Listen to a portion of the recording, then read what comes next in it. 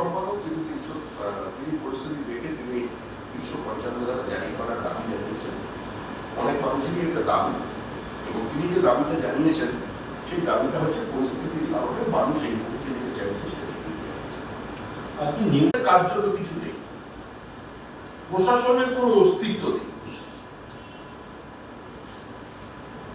যখন একটা সরকার বলে দুয়ারে সরকার, মানে সমস্যা মেটানোর জন্য সরকার একটা দুয়ারে পৌঁছে যাচ্ছে মানুষের, তার মানে সরকার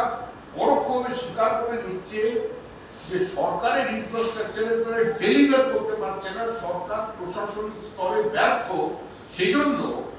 ত্রিস্তর পঞ্চায়েত ব্যবস্থা, শহরে মিউনিসিপ্যালিটি কর্পোরেশন থাকবার পরেও যদি দুয়ারে সরকার করতে হয় সরকারি কর্মচারীদের তৃণমূল কংগ্রেসের কর্মীদের দিয়ে পাঠিয়ে, এটাই প্রমাণ করে যে এই সরকার